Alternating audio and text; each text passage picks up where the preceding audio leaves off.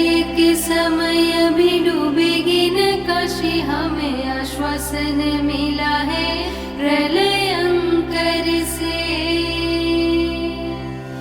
शिव और काशी पर आए एक दूसरे के, काशी का टूटना था भोले शंकर से। काशी आके शिव को न ढूंढना पड़ेगा, पता उनका मिलेगा तुम्हें कंकर कंकर से। विश्वनाथ सदा शिव भैरव में शिव रूप, शिव का ही रुद्र रूप वीर हनुमान है। मंदिर के द्वारे पे विराजमान ढूंढी राज, गणपति शिव की ओर से संतान है। शिव के निकट राज शिवमयी पार्वती, दोनों ही जगत के लिए वरदान है। द्वादश ज्योतिर्लिंग देते हैं काशी को ज्योति, सर्वेश्वर यहाँ सर्वस्थान है। पंचकोशी पंचतीर्थ परिक्रमा वंदना, पंच महादेव का दर्शन सुखकारी है। मणिकर्णिका से ये परिक्रमा आरंभ होती, चक्र पुष्करिणी की महिमा भारी है। तारक मंत्र यहाँ देते हैं शिव पार्वती, भक्तों की गति इसी मंत्र ने सुधारी है। आदि शिव आदि शक्ति मातेश्वरी पार्वती, हमको भी मुक्ति दे विनती हमारी है। ब्रह्मा जी का एक शिष्य काट के सदा शिव दोष मुक्त होने जाने कहाँ कहाँ भटके। जहाँ भी वो पहुँचे कपाल ने न पीछा छोड़ा, रहा वो तो शिव जी के हाथ से ही सटके। यही है आनंद वन, यही है माधवपुरी, पृथ्वी पे होते हुए पृथ्वी से हटके। यही दोष मुक्त हुए मुक्तेश्वर शिव, और विश्वनाथ रह गए काशी में सिमट के। वरुणासी के संगम पे वाराणसी, विश्वेश्वर शिव की धरा पे राजधानी है। इस नगरी के है पुराणों में द्वादश नाम, गंगा जी की लहरों में चीन की कहानी है। संस्कृति साहित्य संगीत का मिलन यहाँ, नगरी वाराणसी पुराणों से पुरानी है। भक्तों से अधिक देवी देवता विराजे यहाँ, शिव जी के संग पार्वती भवानी है। मातृहीन पितृहीन गुणहीन धनहीन देहहीन उदासीन विपिन विहारी है। शीश गंग भाल चंद्र नेत्र लाल कंठ। Hello hello hello hello hello hello hello hello hello hello hello hello hello. हाँ जी, वेरी गुड इवनिंग भाई, वेरी गुड इवनिंग। की हाल चाल? वधिया हो सारे? तंदुरुस्त हो? सवारी है सत्यम शिवम सुंदरम, उसे कहे वेद कन्या का तुम्हारी, वही शिव अधिकारी है। राधे राधे जी, सत श्री अकाल, अस्सलाम वालेकुम। भरे भोले भंडारी शिव अन्नपूर्णा कोश, यहाँ अन्न के लुटाते हैं। दुर्गति नाशिनी दुर्गा माता है यहाँ, हर विपदा से वाराणसी को बचा। क्या हाल चाल है मेरे यारों? बढ़िया एकदम। मस्त मौज बहार, जिंदगी एकदम बढ़िया है क्या आप सभी की? अरे बोल दो मेरे यारों। चलो बहुत वधिया जी, वधिया ही होना चाहिदा है। Very good evening, very good evening, very good evening. बस आपका आशीर्वाद है। ओ माय गॉड, बस मेरा आशीर्वाद है ऐसा नहीं है, मम्मी पापा का भी आशीर्वाद है, बाकी लोगों का भी आशीर्वाद है, बस मेरा आशीर्वाद नहीं है मेरे नालायक बच्चे। राधे राधे जी, सत श्री अकाल, जय श्री राम, हर हर महादेव। मैं बहुत बढ़िया हूं यार, तुम सब सुनाओ कैसे हो? मस्त मौज बहार, जिंदगी बढ़िया चल रही है एकदम। सर दिन भर आपका इंतजार होने लगा है। ओ माय गॉड, ये तो वही बात हो गई कि तुम जहां हो जैसी हो वैसी ही रहना। तुम जहां हो जैसी हो वैसी ही रहना। तुम्हारा मिलना जरूरी नहीं, तुम्हारा होना ही काफी है। ओ माय गॉड, चलो बहुत बढ़िया रे, बहुत बढ़िया। चलो अब एक बार सारे के सारे बच्चे फटाफट से यहाँ पे आ जाओ जी। ठीक है जी, आज हमारी आईबीसी की रिवीजन क्लास नंबर 3 आज हम यहाँ पे स्टार्ट करने जा रहे हैं। अच्छा, मैं थोड़ा सा आपको बता दूं, कल हमारी क्लास की टाइमिंग चेंज होगी। इवन कल और परसों 2 दिन हमारी क्लास की टाइमिंग चेंज होगी, क्योंकि हम जा रहे हैं, हमारी पूरी की पूरी टीम जा रही है अहमदाबाद। तो इसलिए शाम को थोड़ा सा ना, मतलब आपको पता ही है कि तो 1-2 कपड़े लेने हैं। कई सालों से मैंने कपड़े नहीं लिए, तो कल मेरे को कपड़े लेने जाने हैं और फिर परसों शाम को हमारी ट्रेन है। तो कल जो हमारी है, कल सुबह 8 बजे क्लास होगी जी। 8 बजे उठ जाते हो ना सारे बच्चे, है ना? 8 बजे सारे बच्चे उठ जाते हो ना, तो कल सुबह 8 बजे क्लास है और परसों भी हमारी सुबह क्लास होगी। परसों की टाइमिंग क्या होगी वो मैं कल वाली क्लास में आपको इन्फॉर्म कर दूंगा, या जो हमारा व्हाट्सएप ग्रुप है उसमें इन्फॉर्म कर दूंगा। बस ये पर ध्यान दो जी, ठीक है? तो कल हमारी सुबह क्लास होगी 8 बजे, तो सारे के सारे बच्चे 8 बजे उठ के बैठ जाना। लिंक मैं तुम्हारे ग्रुप में डाल दूंगा, तो सारे के सारे बच्चे सुबह 8 बजे आ जाएंगे जी। Done done done done done done. चलो आओ जी, अब एक बार सारे के सारे बच्चे फटाफट से यहां पे आ जाओ। इधर देखो ध्यान से। अब कल वाली क्लास में हमने यहां तक रिवाइज कर लिया था। अच्छा, एक बात मैं और बता दूं, आज हम 3 केस स्टडी बेस वाले क्वेश्चन करेंगे। ठीक है जी, आज हम 3 केस स्टडी बेस वाले क्वेश्चन करेंगे। देखो, मैं तुम्हारे लिए घर से केस स्टडी बेस वाले क्वेश्चन बना के लेके आया हूं, तुम्हें क्वेश्चन करके मजा आ जाएगा आज वाले। ठीक है, एक तो केस स्टडी बेस क्वेश्चन हमारा ये है, ठीक है? उसके बाद एक केस स्टडी बेस हमारा क्वेश्चन हमारा ये है, और तीसरा केस स्टडी बेस हमारा क्वेश्चन ये है, और तीनों क्वेश्चन करके तुम्हें मजा आने वाला है। ठीक है, बट उससे पहले एक बार फटाफट से ये केस स्टडी बेस्ड क्वेश्चन किससे रिलेटेड है, एक बार पहले फटाफट से वो कॉन्सेप्ट हम रिवाइज कर लेते हैं। तो यहां से हमें आज वाली क्लास की रिवीजन स्टार्ट करनी है, तो आओ जी फटाफट से। अब यहाँ पे सबसे पहला जो पॉइंट हम यहाँ पे डिस्कस करने जा रहे हैं वो हमारा है pillars of insolvency and bankruptcy code 2016। मेरा पूरी क्लास से क्वेश्चन है, सारे के सारे बच्चे बताओ सर। आपको मैंने ना कल वाली क्लास के अंदर भी कहा था कि जो हमारा आईबीसी लॉ है, तो आईबीसी लॉ जो है ना वो 5 पार्ट्स में डिवाइड है। अब आईबीसी लॉ 5 पार्ट्स में डिवाइड है। पार्ट नंबर 1 में हमारे 3 सेक्शन कवर होते हैं, पार्ट नंबर 2 में सेक्शन 4 से लेके 77 तक कवर होते हैं, पार्ट नंबर 3 में 78 से 187 कवर होते हैं, पार्ट नंबर 4 में 188 से 223 कवर होते हैं, फिर पार्ट नंबर 5 में 224 से 255 तक सेक्शन जो होंगे वो सारे के सारे पार्ट नंबर 5 में हमारे कवर हो जाते हैं। फिर यहां पर मैंने कहा था कि जो हमारा आईबीसी लॉ है, बहुत ध्यान से मेरी बात सुनना जी, जो हमारा आईबीसी लॉ है, तो गवर्नमेंट ये बात कहते हैं इस आईबीसी लॉ के टोटल मिला के ना 5 पिलर्स हमारे निकल के आते हैं।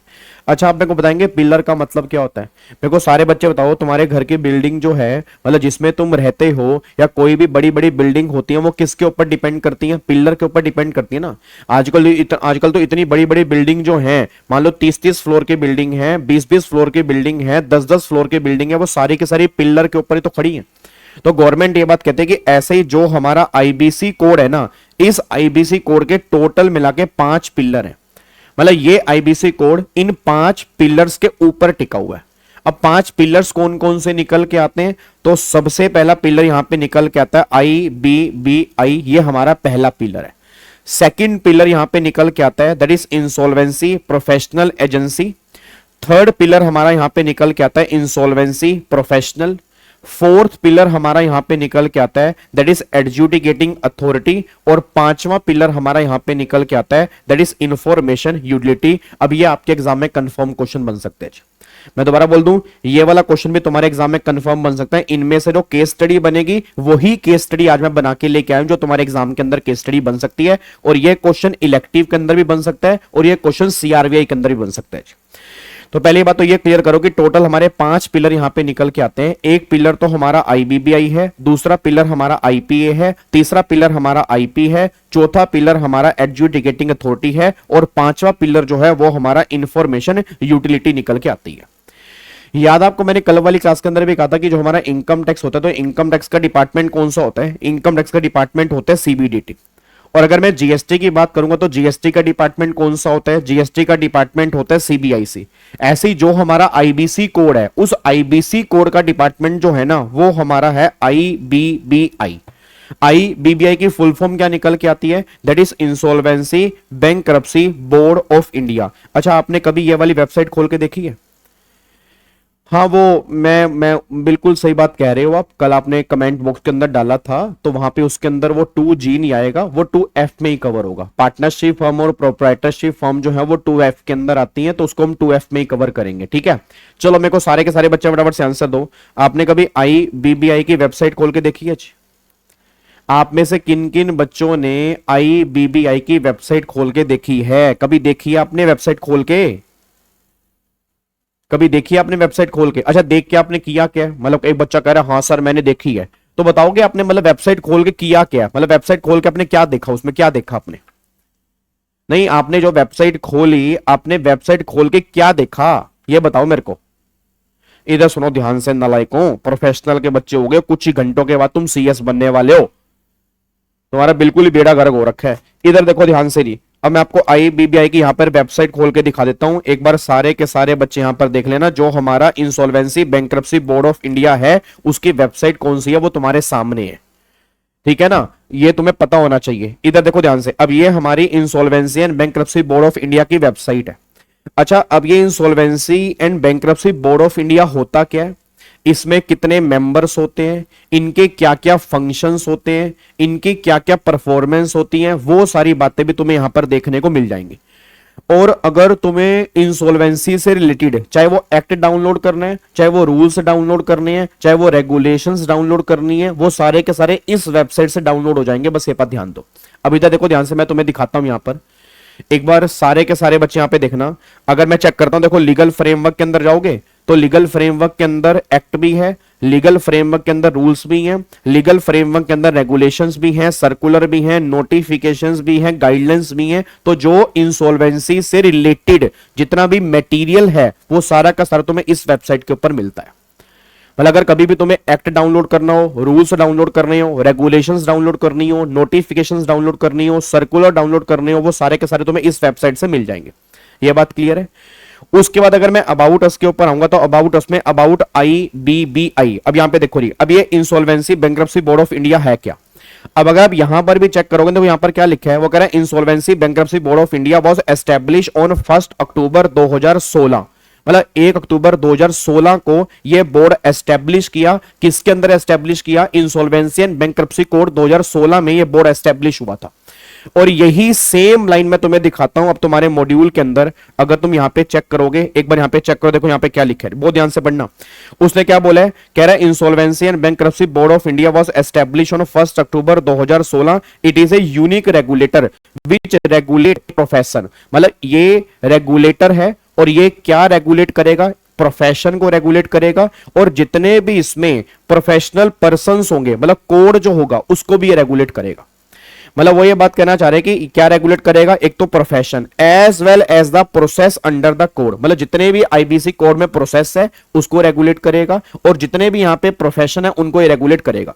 It role include overseeing the functioning of insolvency intermediates, that is insolvency professional agency and information utility. अब सिंपल सी बात समझ लो जी, एक बोर्ड बना दिया, उस बोर्ड के अंदर 3 लोग यहां पे कवर होंगे। मतलब वो ये बात कहना चाह रहे हैं कि हमने एक बोर्ड बना दिया आईबीबीआई। अब ये आईबीबीआई किसे कंट्रोल करेगा?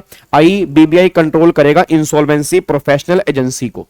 इंसॉल्वेंसी प्रोफेशनल एजेंसी के अंदर कौन आती है? इंसॉल्वेंसी प्रोफेशनल्स आते हैं, और ये कंट्रोल जो करेगा ये इंफॉर्मेशन यूटिलिटी को भी कंट्रोल करेगा, बस ये पर ध्यान दो। अब अगर आप आगे जाके यहां पे देखोगे, आप इनकी वेबसाइट के ऊपर चेक करो, इनकी वेबसाइट पर भी सेम लिखा हुआ है। आप यहां पे देखो उन्होंने क्या लिखा है, वो कह रहा है इट इज ए की पिलर, ये सबसे मेन पिलर है, the ecosystem responsible for implementation of the code that consolidate and amend the law relating to the reorganisation and insolvency resolution of corporate person partnership from individual in a time bound manner for the maximise of the value of asset of such person to promote entrepreneurship, availability of credit and balance the interest of all stakeholder. क्या ये line तुमने कल वाली class में नहीं पढ़ी थी? याद करो, क्या ये लाइन हमने कल वाली क्लास में रिवाइज नहीं की थी? जब हमने आईबीसी कोड के ऑब्जेक्टिव पढ़े थे तो वही सेम ऑब्जेक्टिव तो यहां पे वो बताने जा रहा है। फिर उसमें देखो नीचे क्या लिखा है, कह रहा है it is a unique regulator, regulate a profession, वही सेम लाइन लिखी है, regulate a profession as well as the process. मतलब जितने भी आईबीसी कोड में प्रोसेस है और जितने भी आईबीसी कोड में प्रोफेशन है, प्रोफेशन मतलब इंसॉल्वेंसी प्रोफेशनल एजेंसी या इंसॉल्वेंसी प्रोफेशनल या इंफॉर्मेशन यूटिलिटी, इनको रेगुलेट करने वाला जो है वो आपका आईबीबीआई बोर्ड है, बस ये पर ध्यान दो। फिर सेम लाइन इसने आगे लिखी है, कह रहा है it has regulatory oversight over the insolvency professional, insolvency professional agency, insolvency professional entity and information utility, इनको रेगुलेट करने वाला जो है वो हमारा कौन है? आईबीबीआई है, बस ये पर ध्यान दो। अब अगर यहां पे चेक करोगे, देखो ये बोर्ड में कौन कौन आता है, तो बोर्ड में ये सब लोग आते हैं। अभी जो हमारा बोर्ड का चेयरपर्सन है वो कौन है? श्री रवि मित्तल जी हैं। अब ये श्री रवि मित्तल जी कौन हैं? आप इनकी प्रोफाइल चेक कर सकते हो। ये आईएएस ऑफिसर हैं, अगर आप चेक करोगे ये हमारे आईएएस ऑफिसर हैं जो अभी आईबीबीआई के चेयरपर्सन है। सर क्या हम भी चेयरपर्सन बन सकते हैं? बिल्कुल बन सकते हो जी। आज से अगर आई थिंक मेरे ख्याल से कुछ साल पहले की चेक करोगे तो यहां पे जो चेयरपर्सन था वो कंपनी सेक्रेटरी ही था। तो ये मत सोचना कि कंपनी सेक्रेटरी आईबीबीआई का चेयरपर्सन नहीं बन सकता, तुम यहां तक भी जा सकते हो, तो चेयरपर्सन भी तुम बन सकते हो, ये बात ध्यान देना। बट अभी जो हैं वो हमारे रवि मित्तल जी हैं और ये हमारे आईएएस ऑफिसर हैं, बस ये बात ध्यान दो। अच्छा, इसके बाद इसके और मेंबर्स यहां पे कौन कौन से होते हैं? 3 होल टाइम मेंबर होते हैं जी, 3 होल टाइम मेंबर हमारे यहां पे निकल के आते हैं। फिर एक्स ऑफियो मेंबर्स यहां पे 5 मेंबर्स निकल के आते हैं। फिर 2 पार्ट टाइम मेंबर्स निकल के आते हैं। इन सबको मिला के हमारा आईबीबीआई बोर्ड बनता है, बस ये पर ध्यान दो। क्या बात मेरी समझ में आ रही है? तो थोड़ा बहुत ना आपको आइडिया होना चाहिए। अब बच्चा कह रहा है सर जैसे आपने बोला इंसॉल्वेंसी प्रोफेशनल, ये इंसॉल्वेंसी प्रोफेशनल एजेंसी। अब मैं तुम्हें एक बात दिखाऊं, वैसे रेगुलर बैच वाले बच्चों को पता होगा, जितने भी रेगुलर बैच वाले बच्चे हैं, जब मैंने आपको रेगुलर बैच के अंदर वेबसाइट खोल के दिखाई थी तो याद करो आपको मैंने यहां पर इंसॉल्वेंसी प्रोफेशनल्स के बारे में दिखाया था। अब ये देखो यहां पर इंसॉल्वेंसी प्रोफेशनल, आपको एक बात मैं और दिखाता हूं, तुम्हें देख के खुशी होगी। अब देखो रजिस्टर्ड इंसॉल्वेंसी प्रोफेशनल, मतलब अभी तक कितने रजिस्टर्ड इंसॉल्वेंसी प्रोफेशनल है? हम बात करते हैं इंडिविजुअल की। पहले इंडिविजुअल चेक करते हैं कि क्या तुम इंसॉल्वेंसी प्रोफेशनल बन सकते हो? बन सकते हो, बट ऑब्वियस सी बात है सीएस बनते ही बनोगे ऐसा नहीं है, सीएस बनते ही नहीं बनोगे, इसमें कई साल का एक्सपीरियंस चाहिए होता है। फिर इंसॉल्वेंसी प्रोफेशनल के एग्जाम होते हैं, वो एग्जाम कौन लेता है? इंसॉल्वेंसी प्रोफेशनल एजेंसी एग्जाम लेती है, फिर जाके तुम इंसॉल्वेंसी प्रोफेशनल बनते हो और वही इंसॉल्वेंसी को संभालता है, बस ये पर ध्यान दो। अब अगर यहां पे एक बार चेक करना, देखो यहां पे जी, अब देखो रजिस्टर्ड इंडिविजुअल में अगर यहां पे चेक करूंगा तो यहां पे particulars of insolvency professional registered under regulation number 5। अब यहां पे एक बार चेक करोगे, ये देख लो सारे, अब ध्यान से देखना। हेलो भाई साहब, अब एक बार यहां पे चेक करो, देखो इस साइड देखना, इस साइड नेम ऑफ आईपीए, ध्यान से देखना, नेम ऑफ आईपीए आप चेक करना। यहां पे देखो री, सबसे पहला देवेंद्र सिंह है, यहां पे देवेंद्र सिंह का आईपीए कौन है? आईसीएसआई। अगला चेक करो आईसीएसआई, अगला चेक करो आईसीएसआई, अगला चेक करो आईसीएसआई, अगला चेक करो आईसीएसआई, अगला चेक करो आईसीएसआई, अगला चेक करो आईसीएसआई, अगला फिर आईसीएसआई, फिर देन एक आया आईसीआई, उसके बाद फिर अगला आईसीआई, फिर अगला आईसीआई, फिर आईसीएसआई आ गया, फिर आईसीएसआई, फिर आईसीएसआई, फिर आईसीआई, फिर आईसीएसआई। चेक करो, ऑलमोस्ट तुम्हें यहां पे जो इंसॉल्वेंसी प्रोफेशनल देखने को मिलेंगे ऑलमोस्ट सारे के सारे जो होंगे वो आईसीएसआई के थ्रू बने। मैं ये नहीं कह रहा कि आईसीआई के थ्रू इंसॉल्वेंसी प्रोफेशनल नहीं बनते, वो नॉर्मली इस फील्ड में जाते नहीं है, क्योंकि जो इंसॉल्वेंसी की नॉलेज सीएस को है ना सर, उतनी इंसॉल्वेंसी की नॉलेज सीए को नहीं है। वो टैक्सेशन की फील्ड में काम करने को तैयार हैं, ठीक है ना, वो ऑडिट की फील्ड में काम करने को तैयार हैं। बट अगर मैं मर्जर, अमलगमेशन और इंसॉल्वेंसी की बात करूंगा, तुम जहां पे चेक करोगे वहां पे तुम्हें सीएस का नाम दिख जाएगा जी। और यहां पे सीएमए के भी तुम्हें देखने को मिल सकते हैं, बट अगर आप चेक करोगे सीएमए में 20 में से एक बंदा जो होगा वो सीएमए तुम्हें देखने को मिलेगा, नहीं तो अगर आप चेक करोगे 70-80% जो होंगे वो सीएस वाले होंगे जी। अब ये तुम्हारे सामने, ये मेरे खुद की वेबसाइट तो है नहीं है, आप अगर आगे आगे करते रहोगे तुम्हें और देखो यहां पर चेक करो, देखो जी यहां पर, ठीक है। अब यहां पे देखो कुछ कॉस्ट अकाउंटेंट वाले आगे जी, यहां पे कुछ कॉस्ट अकाउंटेंट वाले तुम्हें देखने को मिलेंगे, ठीक है। फिर यहां पे आईसीआई वाले देखने को मिलेंगे, फिर आईसीएसआई, फिर आईसीएसआई, फिर आईसीएसआई। तो मतलब मैं कहना क्या चाह रहा हूं, इनके थ्रू तुम यहां पर आके जाके इंसॉल्वेंसी प्रोफेशनल बन सकते हो, बस ये बात ध्यान दो। क्या बात मेरी समझ में आ रही है? यहां तक कोई दिक्कत वाली बात तो नहीं है? तो मतलब ये तुम्हें थोड़ा सा आइडिया होना चाहिए कि जो हमारा insolvency and bankruptcy board of India है, इसमें कॉन्स्टिट्यूशन क्या क्या होता है, इसमें एक चेयरमैन होता है, ठीक है। उसके बाद फिर इसके अंदर होल टाइम मेंबर्स होते हैं, फिर एक्स ऑफियो मेंबर्स होते हैं, ठीक है। उसके बाद फिर इसके पार्ट टाइम मेंबर्स होते हैं। इन सबको कॉन्स्टिट्यूट करके जो है वो हमारा बोर्ड बनता है, और ये बोर्ड कंट्रोल करता है, किनको कंट्रोल करेगा? इंसॉल्वेंसी प्रोफेशनल एजेंसी को कंट्रोल करेगा, इंसॉल्वेंसी प्रोफेशनल को कंट्रोल करेगा, और जो इंफॉर्मेशन यूटिलिटी है इनको कंट्रोल करेगा। बस ये पर ध्यान दो। अब हम थोड़ा सा आगे बढ़ते हैं। अब जो यहां पे वापिस आते हैं, देखो जी, अब जो यहां पे हमारा आईबीबीआई है, इसको ध्यान से देखना।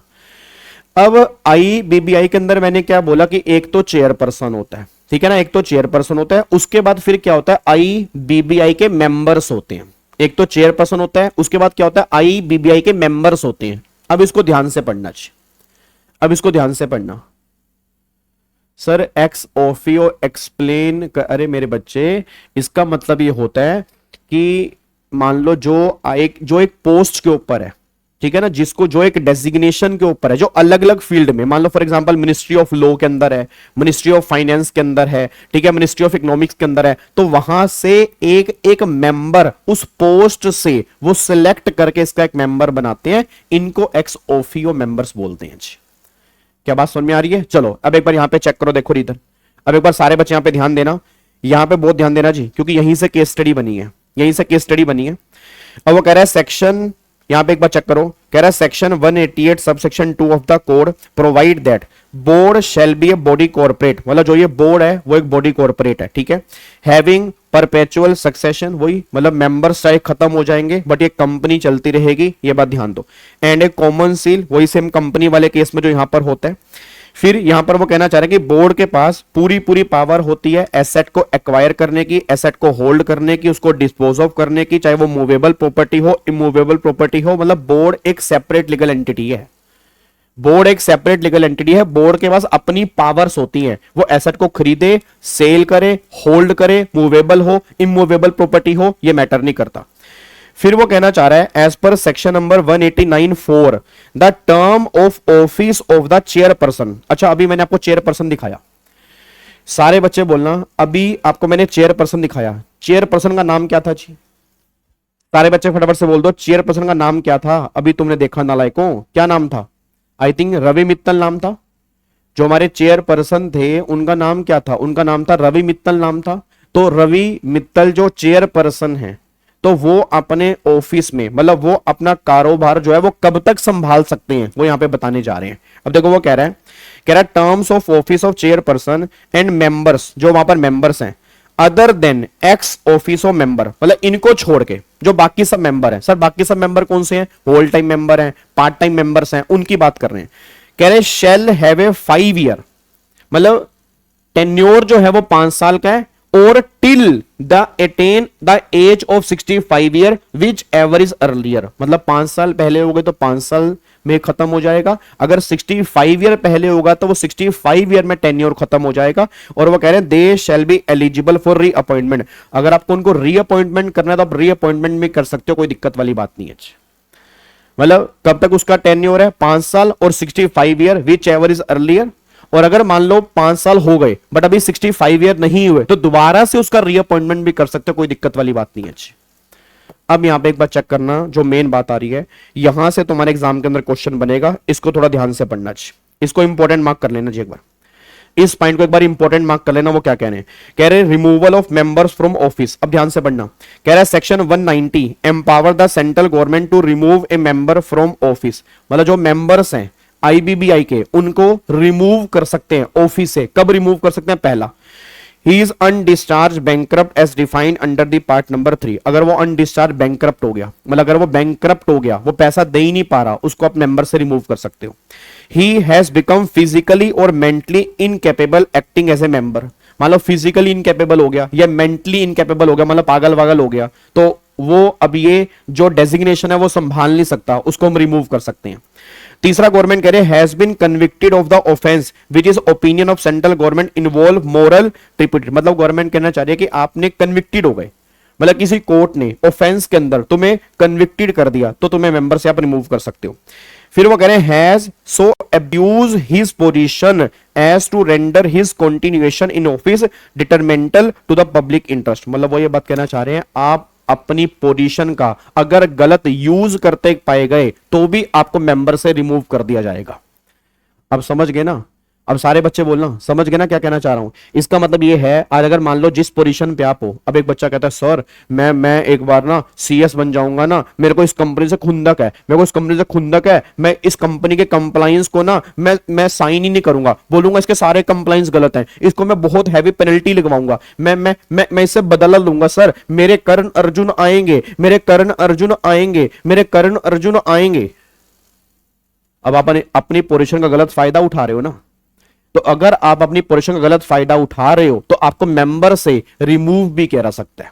बट अब यहां पे एक पॉइंट ध्यान देना, वो कह रहे हैं सेक्शन 190 मैंडेट, ध्यान से पढ़ना चाहिए, section 190 mandate that no member shall be remove under clause number D. मेरे को सारे बच्चे बोल दो क्या वो सभी पॉइंट की बात कर रहे हैं या क्लोज नंबर डी की बात कर रहे हैं? जल्दी बोलो, क्या वो सभी पॉइंट की बात कर रहे हैं या क्लोज नंबर डी की बात कर रहे हैं? एक बार देख के बताना।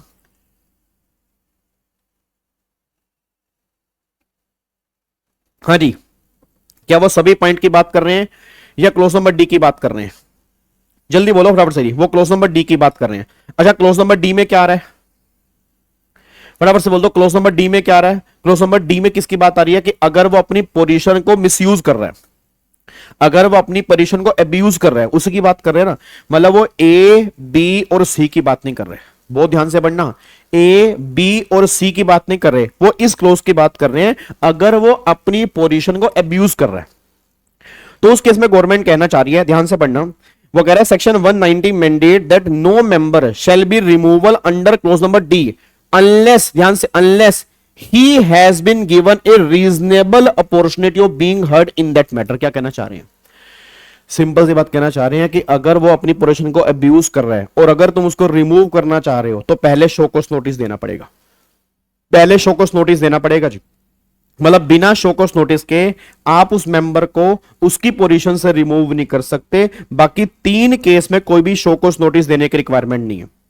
अब तुम्हारे एग्जाम में यहां से केस स्टडी बन सकती है, अब तुम्हारे एग्जाम में यहां से केस स्टडी बन सकती है, वो केस स्टडी फ्रेम कर सकते हैं। अब सोच के बोला, जिस बच्चे ने ध्यान से नहीं पढ़ा होगा उसको क्या लगेगा, हर केस में शो कोस नोटिस देना है, या जिसने ध्यान से नहीं पढ़ा होगा उसको लगेगा किसी केस में शो कोस नोटिस नहीं देना। तो मैं बता दूं, पहले 3 केस में शो कोस नोटिस देने की रिक्वायरमेंट नहीं है, बट अगर वो अपनी पोजीशन को अब्यूज कर रहा है फिर उसे हटाना है, उस केस में शो कोस नोटिस देना पड़ेगा। बिना शो कोस नोटिस के आप उसको हटा नहीं सकते, बस ये पर ध्यान दो। क्या बात मेरी समझ में आ रही है? अब मैं आपको दिखाता हूं एग्जाम में केस स्टडी कैसे बन सकती है। इधर देखो ध्यान से, नहीं अब एक बार चेक करना एग्जाम में केस स्टडी कैसे बन सकती है, किस तरह से केस स्टडी बनेगी। एक बार चेक करो क्वेश्चन ध्यान से लो जी, एक बार यहां पे चेक करो, ध्यान से पढ़ना जी। वो कह रहे हैं मिस्टर एक्स, हेलो भाई साहब, ओए इधर ध्यान से देखो, mister X was appointed as a member of the insolvency and bankruptcy board of India on 1 July 2022, ठीक है। In March 2025, certain complaints were filed against him alleging misuse of his position to favor of a few insolvency professional by granting undue approval। मतलब उसके ऊपर ये complain की गई कि वो कुछ इंसॉल्वेंसी प्रोफेशनल्स को फेवर कर रहा है, मतलब उनको गलती से अप्रूवल दे रहा है, जो अप्रूवल नहीं मिलनी चाहिए उनको वे अप्रूवल दे रहा है।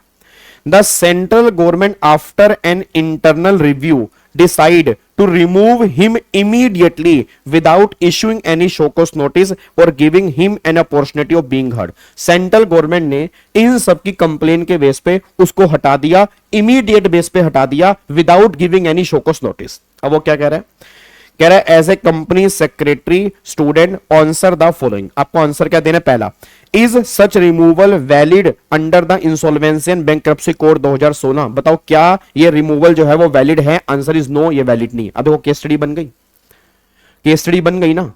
तो मैं क्या कहना चाह रहा हूं, केस स्टडी कहीं से भी वो ड्राफ्ट कर देंगे सर, केस स्टडी कहीं से भी वो ड्राफ्ट कर देंगे। और मैंने कल भी कहा था, मैं फिर कह रहा हूं, आजकल जमाना एआई का है, तुम्हें समझ भी नहीं आएगा केस स्टडी कहां से बन सकती है।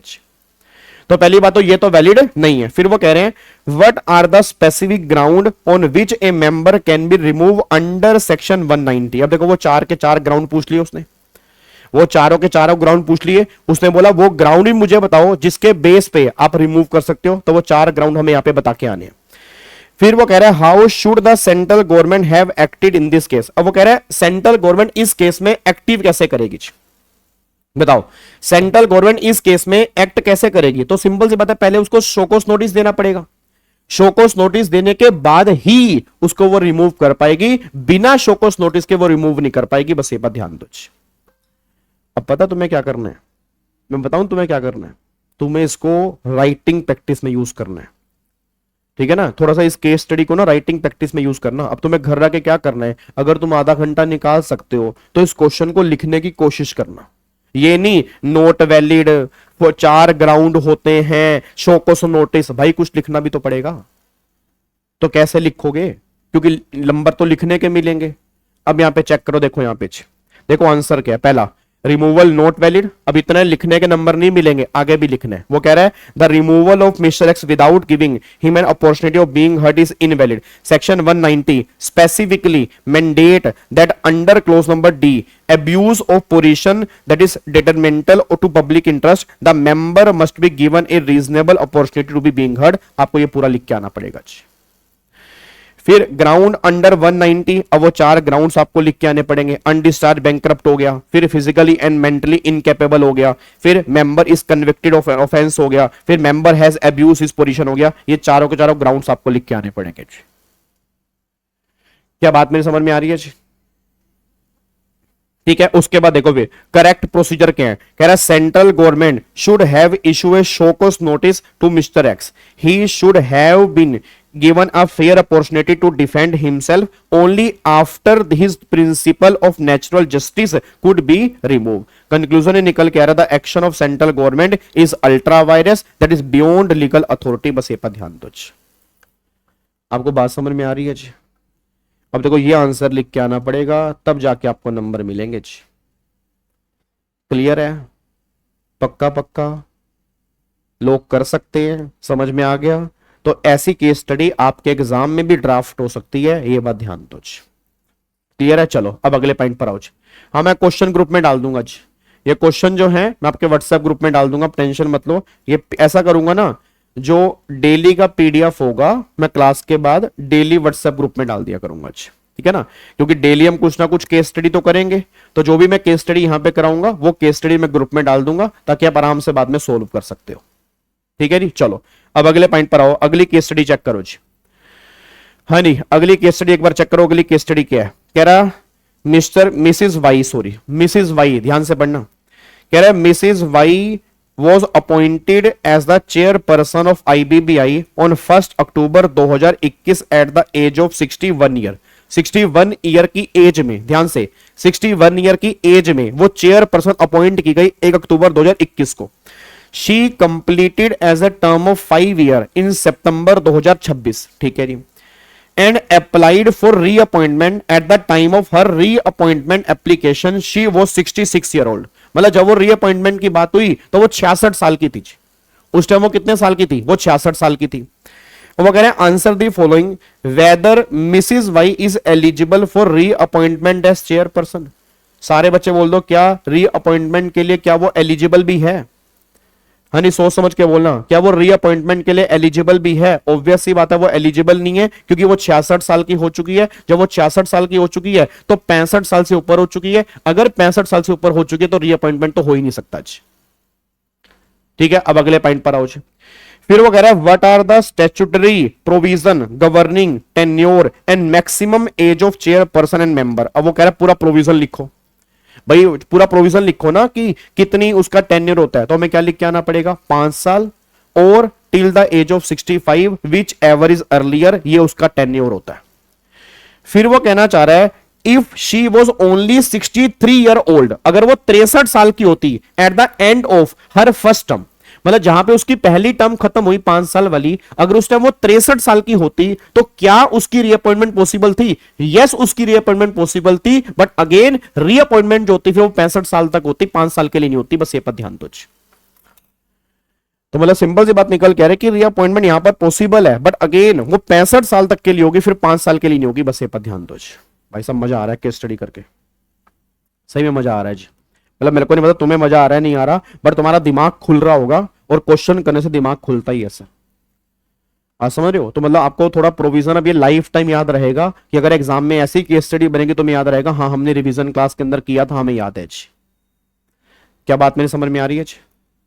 पक्का पक्का। तो अगर आप यहाँ पे चेक करेंगे, देखो यहाँ पे इसका आंसर दिया हुआ है जी, ठीक है। तो देखो उन्होंने वही बोल रखा है कि वो 66 साल की है, तो अगर वो 66 साल की है तो वो अलाउड ही नहीं है। फिर 5 साल और 65 साल विच एवर इज अर्लियर होता है, अगर वो 63 साल की होती तो फिर रीअपॉइंटमेंट हो जाती, बट अप टू 65 साल तक होती। तो एज लिमिट जो है वो ध्यान देने वाली बात है, एज 65 साल से ऊपर नहीं हो सकती। क्या बात मेरी समझ में आ रही है जी? क्या बात मेरी समझ में आ रही है? पक्का पक्का, चलो बहुत बढ़िया जी, बहुत बढ़िया। अब एक बार फटाफट से आ जाओ जी। अब जो हमारी अगली केस स्टडी है उसको भी हम डिस्कस नहीं कर पाएंगे। अब एक बार आ जाओ, थोड़ा सा हम आगे पढ़ना स्टार्ट करते हैं। इधर देखो ध्यान से जी। तो अब ये सारी बातें हमारी होगी आईबीबीआई से रिलेटेड। अब थोड़ा सा आगे बढ़ते हैं। अब देखो यहां पर अब powers and function of board, मतलब बोर्ड का मतलब आईबीबीआई। तो आईबीबीआई की क्या क्या पावर्स हैं और क्या क्या फंक्शंस हैं, अब ये तुम्हें याद करना पड़ेगा। सारी पावर याद मत करना, सारे फंक्शंस याद मत करना, मेन पॉइंट्स अगर 6-7 पॉइंट्स भी याद हो जाते हैं तो चलेगा, ठीक है ना। मतलब इसमें से कोई केस स्टडी नहीं बनेगी, इसमें स्ट्रेट फॉरवर्ड क्वेश्चन बनेगा। तो मोटा मोटा एक बार फटाफट से हम चेक करने की कोशिश करते हैं कि जो insolvency bankruptcy board of India है उसकी क्या क्या पावर्स होती हैं और उसकी क्या क्या फंक्शंस होती हैं। अब देखो पहला पॉइंट क्या निकल के आ रहा है। हाँ मेरे बच्चे दे दूंगा, पहली क्लास के भी केस स्टडी दे दूंगा, टेंशन मत लो, ठीक है। चलो अब एक बार यहां पे चेक करो। तो सबसे पहला वो कहना चाह रहा है section 196(1) of the insolvency and bankruptcy board, ठीक है, provide that the board subject to the general direction of the central government perform all or any of the following function, namely, मतलब ये फंक्शन जो है उसके एग्जॉस्टिव फंक्शन है, ये इनमें से कोई एक फंक्शन या सारे फंक्शन वो परफॉर्म कर सकता है। पहला कह रहा है रजिस्ट्रेशन कंट्रोल। अब एक बात मेरे को बताओ, पहले थोड़ा सा ना दिमाग खोल के मेरी बात सुनना। जब मैं बात करता हूं आईबीबीआई की, तो आईबीबीआई के नीचे एक अथॉरिटी आती है, उसको बोलते हैं आईपीए। आईपीए कौन होता है? आईपीए होता है इंसॉल्वेंसी प्रोफेशनल एजेंसी। सर ये कौन होती है? ये 3 इंस्टीट्यूट हैं, ये 3 इंस्टीट्यूट की एजेंसी है। अभी तक हमारे इंडिया में 3 ही आईपीए हैं। सर क्या और आईपीए बन सकते हैं? बिल्कुल बन सकते हैं। सर सर सर आप हमें दिखा सकते हो कि वो आईपीए कहां है? आप यहां पे चेक करो, देखो जी। अगर आप यहां चेक करोगे सर्विस प्रोवाइडर, तो आप देखोगे इंसॉल्वेंसी प्रोफेशनल एजेंसी में आपको सिर्फ 3 आईपीए दिखाएगा। अगर आप चेक करोगे देखो 3 आईपीए आपके सामने है। पहला आईपीए का नाम क्या है? Indian institute of insolvency professional of ICAI.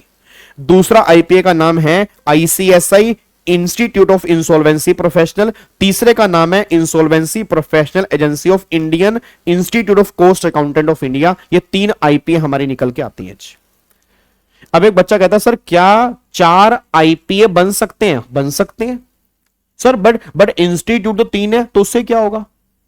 मतलब तुम दिमाग में ना ये गलत फहमी बिल्कुल मत पाल देना कि भैया 3 इंस्टीट्यूट 3 ही आईपी होंगे, और ये गलत फहमी भी बिल्कुल मत पाल देना कि सर अगर मैं सीएस हूं तो मैं आईसीएसआई का जो आईपीए है उससे इंसॉल्वेंसी प्रोफेशनल बनूंगा। नहीं, अगर तुम खाली सीएस हो, तुम इंसॉल्वेंसी प्रोफेशनल का एग्जाम आईसीएआई के आईपीए से भी दे सकते हो, ये बात ध्यान दो। बट वो बात एक अलग है कि हम वहां जाएंगे नहीं। ये तीनों अलग बॉडी हैं, ये तीनों अलग इंस्टीट्यूट हैं, ये वो आईसीएसआई नहीं है, ये बात ध्यान रखना जी। कहीं तुम सोचो कि मैं सीएस बन गया तो अगर मेरे को इंसॉल्वेंसी प्रोफेशनल बनना है तो मैं वहीं से एग्जाम दूंगा। नहीं, तुम जाओगे वहां पे, बट अगर तुम आईसीएआई के आईपीए के पास जाओगे जा सकते हो, अगर तुम आईसीडब्ल्यूआई के आईपीए के पास जाओगे जा सकते हो, कोई दिक्कत वाली बात, कोई रोक टोक ही नहीं है। तो ये दिमाग में गलत फहमी ना तुम पालना और ना किसी को पालने देना कि हां भाई 3 इंस्टीट्यूट हैं और हम 3 हैं तो हम यहां पे जा सकते हैं। क्या बात मेरी समझ में आ रही है ना? तो ये बात दिमाग में क्लैरिटी लेके चलना सर। क्या चौथा आईपी बन सकता है? बिल्कुल बन सकता है सर। क्या कल आगे जाकर फ्यूचर में जाके क्या 10 आईपी हो सकते हैं? हो सकते हैं भाई। आपको as a insolvency professional agency की तरह एनरोल करवाना है। अगर तुम एनरोलमेंट की सारी कंडीशन सेटिस्फाइड करते हो, आप एज ए आईपीए की तरह एनरोल हो जाते हो, तो गवर्नमेंट करी हमें थोड़ा दिक्कत है। बट अभी तक इंडिया में 3 आईपी हैं, बस ये पर ध्यान दो। क्या बात मेरी समझ में आ रही है?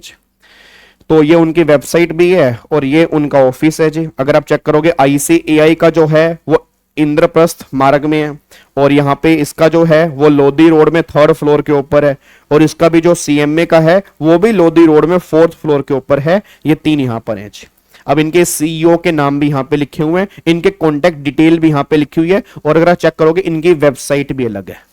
ठीक है ना? ये वो वेबसाइट नहीं है जो हमारे इंस्टीट्यूट की वेबसाइट है, इनकी वेबसाइट अलग है।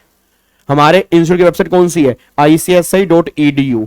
इनकी वेबसाइट क्या है? ICSI.IIIP.in। ये उनकी वेबसाइट है, बस ये पर ध्यान देना चाहिए। क्या बात मेरी समझ में आ रही है? पक्का पक्का, कोई दिक्कत वाली बात तो नहीं है। तो अगर आप इस वेबसाइट पे क्लिक करोगे तो आपके सामने ये वाली वेबसाइट जो है वो खुल के सामने आएगी। तो आप चेक करना, ये हमारे ICSI की वेबसाइट नहीं है। ये देखो यहां पे चेक करो, उसने क्या लिखा है? That is Indian institute of insolvency professional. That is क्या लिखा है? सब्सिडरी ऑफ ICSI लिखा है ना, subsidiary of ICSI and insolvency professional agency of IBBI। ये उसकी सब्सिडरी है जी। क्या बात मेरी समझ में आ रही है? पक्का पक्का, क्या इसको लॉक कर सकते हैं? चलो अब एक बार वापिस आओ फटाफट से। तो देखो यहां पे तो पहली बात, क्या फंक्शंस हैं इनके? तो जो भी रजिस्ट्रेशन है, मतलब आईपीए कैसे रजिस्टर्ड होगा, आईपी कैसे रजिस्टर्ड होगा, इंफॉर्मेशन यूटिलिटी कैसे रजिस्टर्ड होगी, ये सब बताने वाली कौन है? IBBI। दूसरा फिर वो कह रहे हैं डेवलपमेंट एंड रेगुलेशन, मतलब promote growth and regulate working practice of IP, IPA and IU etcetera. मतलब इनकी ग्रोथ कैसे होगी, ठीक है। उसके बाद इनका प्रैक्टिस क्या, मतलब कैसे कैसे प्रैक्टिस करनी है, ये सारा कुछ बताने वाली वही है। फिर एलिजिबिलिटी रूल्स, मतलब क्या कम से कम क्या रिक्वायरमेंट होगी अगर तुम्हें इंसॉल्वेंसी प्रोफेशनल बनना है, अगर तुम्हें इंफॉर्मेशन यूटिलिटी में एनरोल करवाना है तो मिनिमम रिक्वायरमेंट क्या होगी, वो सारी बातें आपको बतानी पड़ेंगी। फिर fees and charges, levy fees और रजिस्ट्रेशन, अगर तुम्हें रजिस्ट्रेशन करवाना है as a insolvency professional agency तो क्या फीस होगी, क्या स्ट्रक्चर होगा, क्या पैटर्न होगा, ये बताने वाला भी IBBI है जी। उसके बाद standards and regulation, standard set करना कि क्या क्या कंडीशंस होंगी, क्या क्या रेगुलेशंस होंगी जो इनको सेटिस्फाइड करनी पड़ेंगी, ये बताने वाली भी IBBI है। फिर एग्जामिनेशन करिकुलम, एग्जामिनेशन करिकुलम क्या होगा आपको पता है? इंसॉल्वेंसी प्रोफेशनल बनने के लिए तुम्हें एग्जाम देने पड़ते हैं। एग्जाम किसके थ्रू देने पड़ते हैं? IPA के थ्रू एग्जाम देने पड़ते हैं। तो उसका एग्जामिनेशन करिकुलम क्या होगा, क्या क्या तुम्हें पढ़ना पड़ेगा, इसको बताने वाली कौन है? IBBI है, बस ये पर ध्यान दो। क्या बात समझ में आ रही है? उसके बाद देखो, अच्छा उसके बाद फिर देखो इंस्पेक्शन एंड इन्वेस्टिगेशन, इंस्पेक्शन और इन्वेस्टिगेशन करने की पावर किनके पास है? IBBI के पास है। उसके बाद मॉनिटरिंग करने की पावर इनके पास है। इंफॉर्मेशन एक्सेस, कभी मुझे इंफॉर्मेशन एक्सेस करनी है IPA की, IP की, IU की, मेरे पास पूरी पूरी पावर है। रिसर्च एंड पब्लिकेशन, मतलब मुझे कोई डाटा पब्लिश करना है, मुझे कोई डाटा पे रिसर्च करनी है, मेरे पास पूरी पूरी पावर है। फिर डेटा स्टैंडर्ड्स, अगर मुझे कुछ रूल्स बनाने हैं, कुछ रेगुलेशंस बनानी है डेटा से रिलेटेड, उसके पास मेरे पास पूरी पूरी पावर है। मेंटेन रिकॉर्ड्स, आपको मतलब जो आपने बुक्स ऑफ अकाउंट्स मेंटेन किए, जो आपने बुक्स ऑफ अकाउंट्स स्टोर किए हुए हैं, उनको एक्सेस करने की मेरे पास पूरी पूरी पावर है, या उनको मेंटेन करवाने की मेरे पास पूरी पूरी पावर है, बस ये पर ध्यान दो। फिर कॉन्स्टिट्यूट कमेटी, अब एक कमेटी बनती है, आगे जाके हम डिस्कस करेंगे सेक्शन नंबर 197 में। ये कमेटी ऑफ क्राइटर्स नहीं है, ये इंसॉल्वेंसी प्रोफेशनल्स की कमेटी होती है। उस कमेटी को बनाने की पूरी पूरी पावर मेरे पास है IBBI के पास। फिर ट्रांसपेरेंसी एंड गवर्नेंस, भाई सिंपल से बात है, बेस्ट गवर्नेंस हो, बेस्ट ट्रांसपेरेंसी हो, ये देखरेख करने की पावर किसके पास है? IBBI के पास है। फिर डिजिटल एक्सेस हो गया, कोलैबोरेशन हो गया, गाइडलाइंस हो गया, ग्रीवियंस, आपके ICSI भी ग्रीवियंस आपकी सुनता है, तो वो सारी बातें। फिर पीरियोडिक रिव्यू करना हो गया, पब्लिक कंसल्टेशन हो गया, टाइम बाउंड डिस्पोजल हो गया, और मिसलिनियस हो गया। ये सारी की सारी पावर्स यहां पे निकल के आती हैं, बस ये पर ध्यान दो। तो सिंपल सी बात ये निकल के आ रही है कि तुम्हें 22 पॉइंट याद नहीं करने। पहली बात समझ लो, 22 पॉइंट याद नहीं करने। अगर तुम्हारे एग्जाम में क्वेश्चन बन जाता है कि IBBI के फंक्शंस एंड पावर्स क्या क्या होती हैं, वहां पर इसमें से तुम्हें 7-8 पॉइंट लिख के आने हैं, बस ये पर ध्यान दो। अब जो भी तुम्हें 7-8 पॉइंट इसमें बढ़िया लग रहे हैं ना, उसको अच्छे से हाईलाइट कर लेना, ताकि जब तुम बाद में एक और रिवीजन करोगे वो 7-8 पॉइंट तुम्हें याद होने चाहिए। मैं दोबारा कर रहा हूं, 22 पे जोर मत लगाना, 22 पे जोर लगाओगे तुम्हें एक भी याद नहीं होगा। 7-8 हाईलाइट कर लो, जो तुम्हें अच्छे अच्छे लग रहे हैं उन 7-8 को याद कर लेना, बाकी काम तुम्हारा हो जाएगा। क्योंकि स्ट्रेट फॉरवर्ड क्वेश्चन बनेगा, अगर बनेगा इसमें से कोई केस स्टडी बेस्ड क्वेश्चन नहीं बनेगा, बस ये पर ध्यान दो। ठीक है, अब अगले पॉइंट पर आओ जी, अब अगले पॉइंट पर आओ। अब यहां पे देखो जी, अब यहां पे चेक करो वो क्या कह रहा है। कह रहा है section number 196(2) of the code further provide that board का मतलब IBBI में मेक मॉडल बाय लॉज। अच्छा, मॉडल बाय लॉ का मतलब क्या होता है कि जिसके बेस पे हम आगे कुछ लॉ बनाएंगे। मतलब मॉडल लॉ का मतलब क्या होता है, इसको हम फॉलो करेंगे। तो वो कह रहा है IBBI क्या करेगा, IBBI एक model by law to be adapted by the insolvency professional agency which may provide for. मतलब वो ये बात कहना चाह रहे हैं, कि एक मॉडल बाय लॉ बनाया जाएगा जो अडॉप्ट करेगा। कौन अडॉप्ट करेगा? इंसॉल्वेंसी प्रोफेशनल एजेंसी अडॉप्ट करेगा। अब इसमें क्या क्या प्रोवाइड किया जाएगा? पहला वही मिनिमम प्रोफेशनल कंपिटेंस, कम से कम कितनी प्रोफेशनल कंपिटेंस होनी चाहिए इंसॉल्वेंसी प्रोफेशनल बनने के लिए।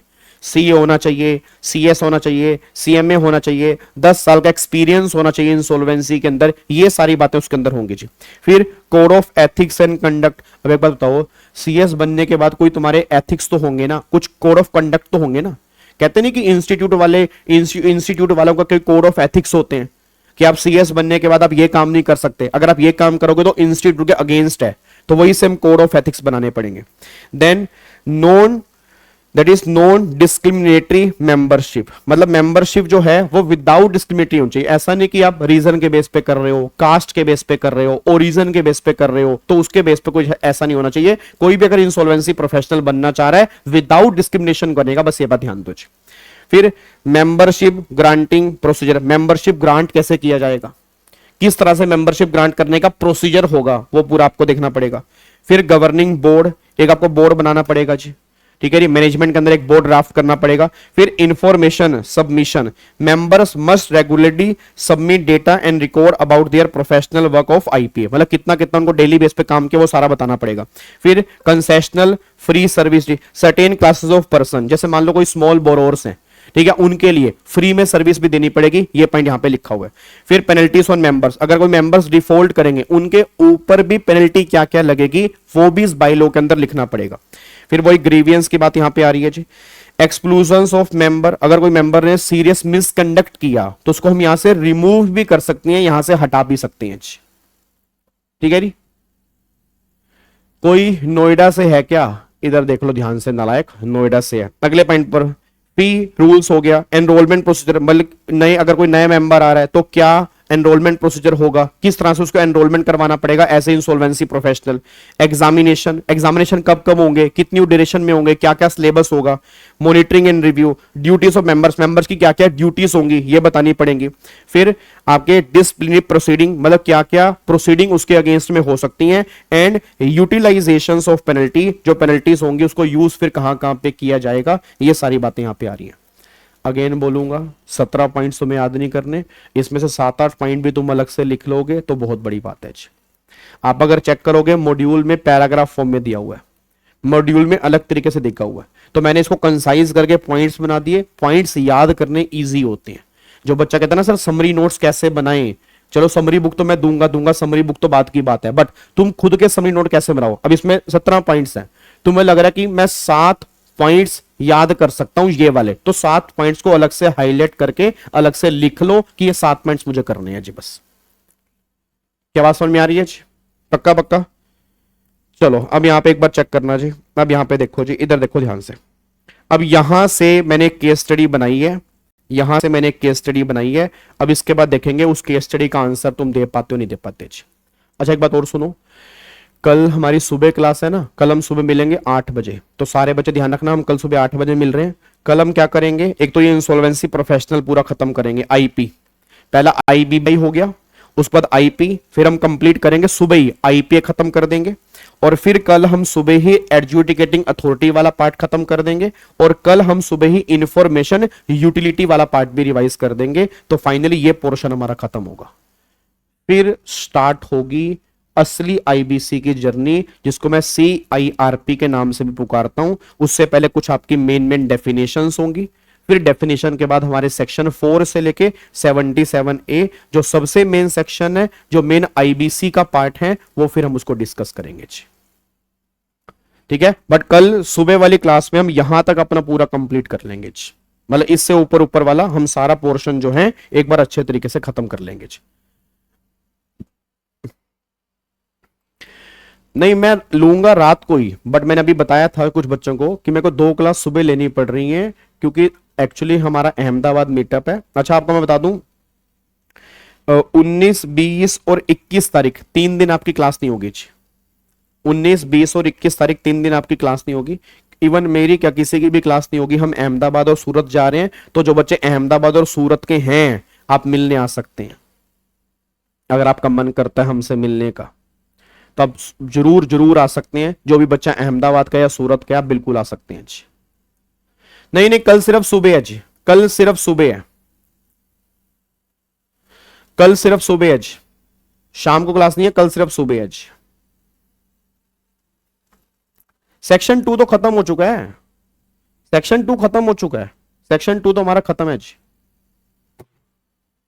Sir can't wait to meet you in Ahmedabad. Oh my god, thank you Vinita. चलो अगले पॉइंट पर आओ, फटाफट से आओ जी। अब एक बार यहां पे आओ।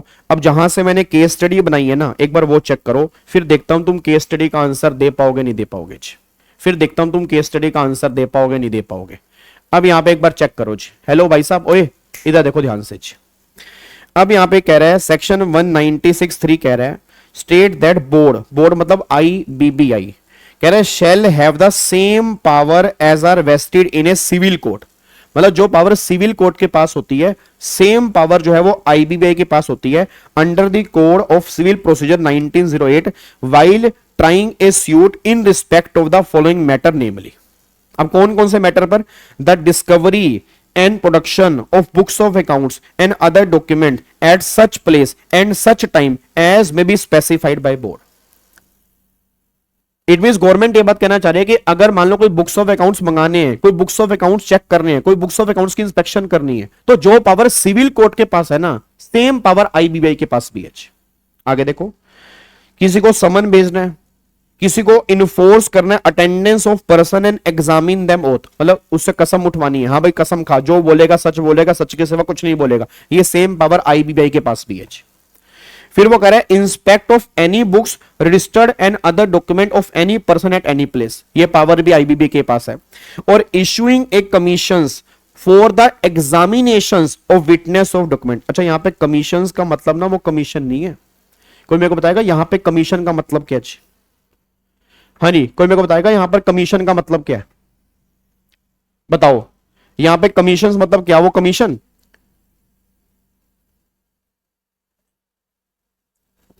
किसकी बात कर रहे हैं यहां पे? यहां पे वो कह रहे हैं issuing of commission for the examination of witness of document. Commissions मतलब क्या? बोलो नालायक हो, तुम तो प्रोफेशनल के अंदर हो, तुमसे बड़ा कोई विश्व के अंदर कोई लोक का महाज्ञानी नहीं है नालायक। यहां पे कमीशंस का मतलब है ऑर्डर। बिल्कुल सही बात है, कुछ बच्चे हैं इंटेलिजेंट, बाकी सारे बच्चे नालायक हैं। कि मतलब वो एक ऑर्डर पास कर सकता है एग्जामिनेशन के लिए, डॉक्यूमेंटेशन के एग्जामिनेशन के लिए। अब मैं तुमसे एक बात जानना चाहता हूं, उसके बेस पे मुझे पता लगेगा कि तुम केस स्टडी का आंसर दे पाओगे नहीं दे पाओगे। या पहले क्यों ना मैं तुम्हें केस स्टडी दिखा दूं, क्योंकि अगर मैंने तुम्हें पहले बता दिया फिर वो मजा ही खराब हो जाएगा। आ जाओ आ जाओ आ जाओ, मैं तुम्हें पहले केस स्टडी दिखाता हूं, फिर देखता हूं तुम आंसर सही दे पा रहे हो नहीं दे पा रहे। ये लो जी, ये केस स्टडी है और तुम सारे बच्चे मुझे आंसर दोगे जिसका। बहुत ध्यान से पढ़ना जी, बहुत ध्यान से पढ़ना। कह रहे जी जेनिथ कैपिटल लिमिटेड एक कंपनी है, a large NBFC is under investigation for multiple violation under the insolvency and bankruptcy code 2016। During inspection the insolvency and bankruptcy board of India directed the company to produce its books of accounts, loan registered and certain emails of senior official. मतलब उनसे books of accounts मंगा रहा है, ठीक है। The company refuse, company मना कर देती है आर्ग्यूइंग दैट, कंपनी आर्ग्यू करती है, क्या आर्ग्यू करती है? IBBI is only A regulator, वो सिर्फ रेगुलेटर है, not a court of law, so it can not compel discovery and production of document. वो मेरे से बुक्स ऑफ अकाउंट्स नहीं मंगा सकता, वो एक सिर्फ रेगुलेटर है, वो कोई कोर्ट नहीं है। ये कंपनी आर्ग्यू कर रही है। Email or private communication, email private communication है and can not be demanded, वो कैन नॉट डिमांड नहीं कर सकता। Summoning of its CFO to appear before IBBI on oath amounts to giving IBBI judicial power which is unconstitutional। वो कह रहे company जो ये IBBI है ना, कह रहा CFO को बुला रहा है कि आके यहाँ पे कसम खा, तो भाई ये अनकॉन्स्टिट्यूशनल है, ये तो जुडिशियल पावर है। और IBBI जो है वो जुडिशियल बॉडी थोड़ा है, वो तो क्या है, वो तो एक रेगुलेटर है। कह रहा है base on the provision of 196(3)। अब देखो केस स्टडी बन गई कितनी बढ़िया। क्या कह रहा है? कह रहा है whether IBBI has authority to compel discovery and production of books of accounts and documents. पहला क्वेश्चन तो ये है। दूसरा, can IBBI summon individual and examine them on oath. Second question ये है। तीसरा, are the power of IBBI under 193 equivalent to a full fledge power of civil court. इन तीनों के आंसर दे दो जी, इन तीनों के आंसर मेरे को दे दो बस। सारे बच्चे इन तीनों के आंसर मेरे को दे दो बस फटाफट से जी, जल्दी बोलो जी। पहले बताओ क्या आईबीबीआई के पास अथॉरिटी है जी? क्या आईबीबीआई के पास अथॉरिटी है? 100% अथॉरिटी है। अभी अभी हमने पढ़ा 196(3) के अंदर पूरी अथॉरिटी है जी। वो एग्जामिनेशन को डिस्कवर कर सकता है, प्रोडक्ट मंगा सकता है, कोई दिक्कत वाली बात नहीं है। दूसरा, कैन आईबीबीआई समन इंडिविजुअल, क्या वो इंडिविजुअल को समन दे सकता है? दे सकता है, बिल्कुल 100% दे सकता है।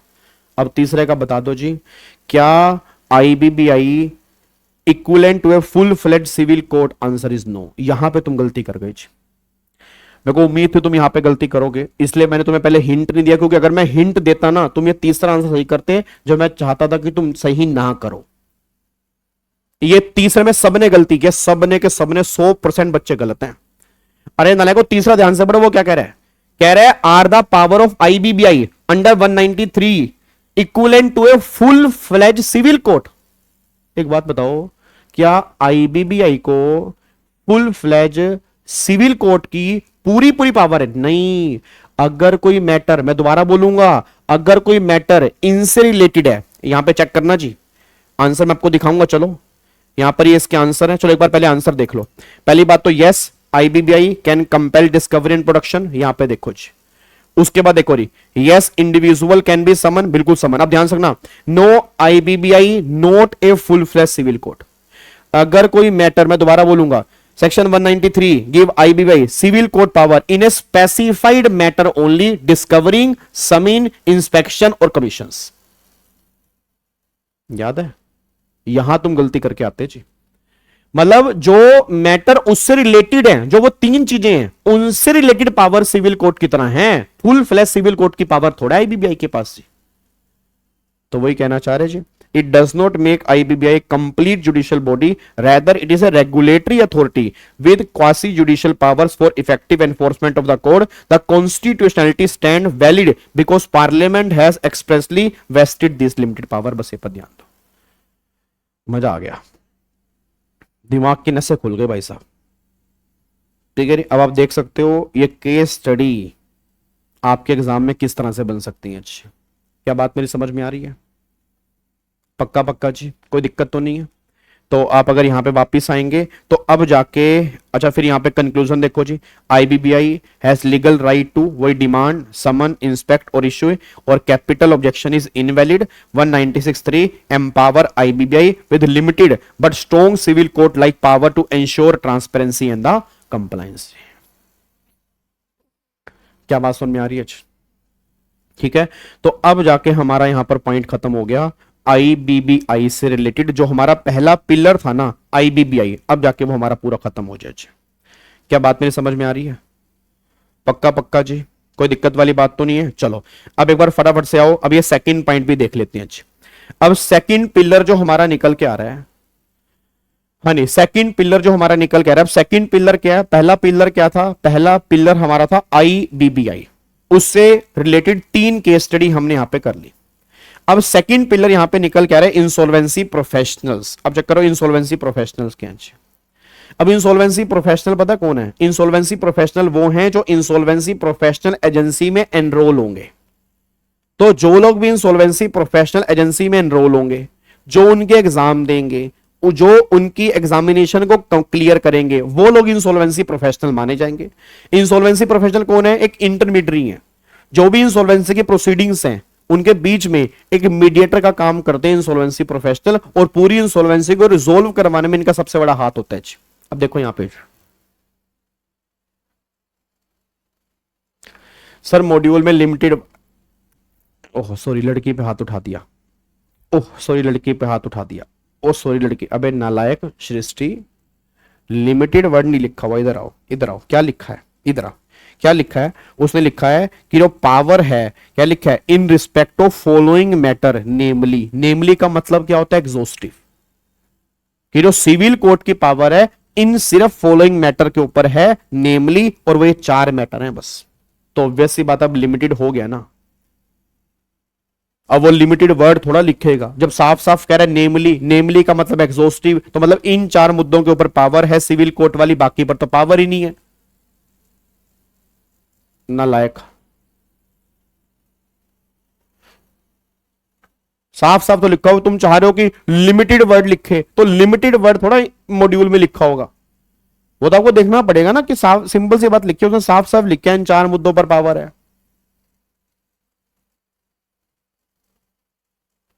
क्या बात मेरी समझ में आ रही है जी? ठीक है, चलो अगले पॉइंट पर आओ जी। अब यहां पे एक बार चेक करना इंसॉल्वेंसी प्रोफेशनल क्या कह रहा है जी। कह रहा है code provide the insolvency professional to act as, देखो वही लिखे ना इंटरमीडियरी, मतलब बिचौलिया, मतलब बिचौलिया, बिचौलिया मतलब दलाल, दलाल। अबे दल्ला नहीं, नालायक, दल्ला नहीं कहते, दलाल कहते हैं। पता नहीं कहां से वर्ड उठा के लेके आते हो तुम। दलाल मतलब, दलाल भी अच्छा वर्ड नहीं वैसे लग रहा बोलने के अंदर। मीडिएटर, मीडिएटर, मीडिएटर कह सकते हो, चलो इंटरमीडियरी कह सकते हो। कह रहा है in the insolvency resolution process insolvency professional are a class of regulated but private professional having minimum standards of professional and ethical conduct. Section 319 code define. अब वो देखो कह रहा है इंसॉल्वेंसी प्रोफेशनल कौन होते हैं। कह रहे हैं insolvency professional as a person enroll under 206 with insolvency professional agency as its member and registered with the board as insolvency professional under section 207। मतलब जो 206 और 207 में enroll होते हैं उसको insolvency professional बोलते हैं। अब वो कहना चाह रहा है as insolvency professional play a very important role under the code. अच्छी बात है। He act as interim resolution professional and और as resolution professional in the corporate insolvency resolution process. ये सारी बातें हम आगे रख के पढ़ेंगे ही पढ़ेंगे पार्ट नंबर 2 में। फिर वो कह रहा है पार्ट नंबर 3 में आप, पार्ट नंबर 3 में क्या करते हो? पार्ट नंबर 3 में भी आप रोल अदा करते हो। किसका? जो आपके insolvency resolution and bankruptcy for individual और पार्टनरशिप फर्म। अब जो इंडिविजुअल और पार्टनरशिप फर्म की इंसॉल्वेंसी रिजोल्व होती है उसके अंदर भी जो इंसॉल्वेंसी प्रोफेशनल बनते हैं वो ये लोग ही तो होते हैं। For conducting the fresh start process और इंसॉल्वेंसी रेजोल्यूशन प्रोसेस जी। ठीक है, उसके बाद देखो फिर यहां पे फिर an insolvency professional also act as liquidator. फिर यही आगे रखे लिक्विडेटर बन जाते हैं। बैंकरप्सी वाले केस में यही आपके बैंकरप्सी ट्रस्टी बन जाते हैं। वही बेकार की बातें यहां पर बोली हुई हैं जी। मतलब एक आदमी पकड़ रखा है, एक आदमी पकड़ वो उसी को बेचारे को घिसा रखा है। होता ना कि मतलब एक बंधुआ मजदूर मिल गया, चलो ओए ओए हेलो ओए ओए ओए तू इंसॉल्वेंसी प्रोफेशनल बनेगा, तू ही आगे रखे इंटरिम रेजोल्यूशन प्रोफेशनल बनेगा, तू ही आगे रखे लिक्विडेटर बनेगा। बस एक बंदा पकड़ लिया तुमने जी, उसे सारे काम कराई जा रहे हैं। आ जाओ अगले पॉइंट पर आओ जी। अब ये एनरोलमेंट कैसे होती है जी? तो section 206 lay down the no person shall render his service as insolvency professional under his code without being enrol as a member of IPA. ये तो सबको पता है जी।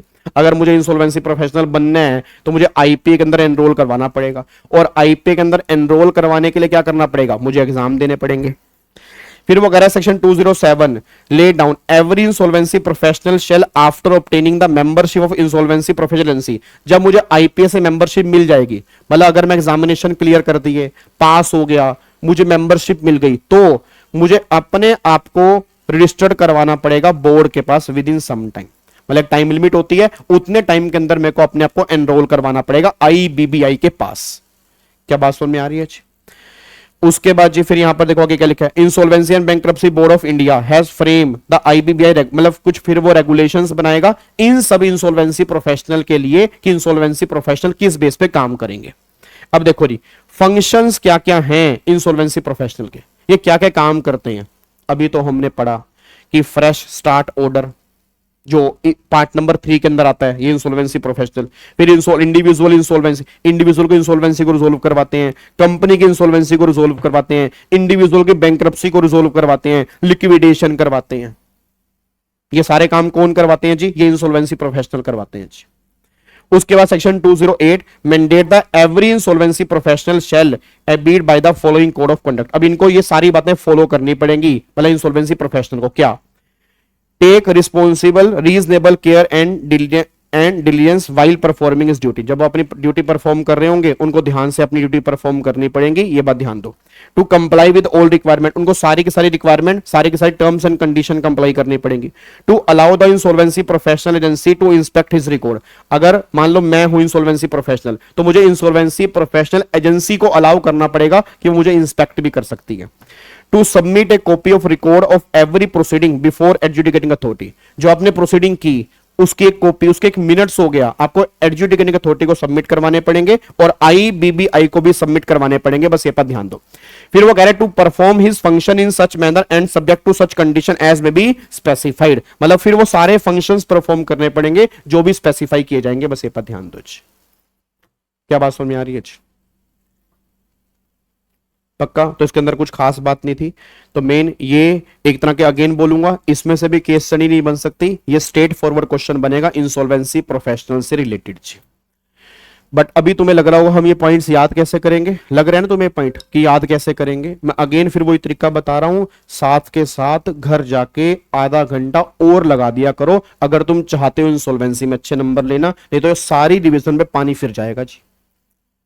अगर तुम एक्चुअल में चाहते हो कि जो उसने क्या नाम है उसका ऑल इंडिया रैंक 1 का अगर आपने इंटरव्यू सुना हो तो ऑल इंडिया रैंक 1 ने क्या बोला था कि सर मैंने पास्ट रिकॉर्ड चेक किए थे, मैंने इंसॉल्वेंसी इसलिए इलेक्टिव में नहीं लिया कि इसमें 65 से ऊपर नंबर मिलते नहीं है।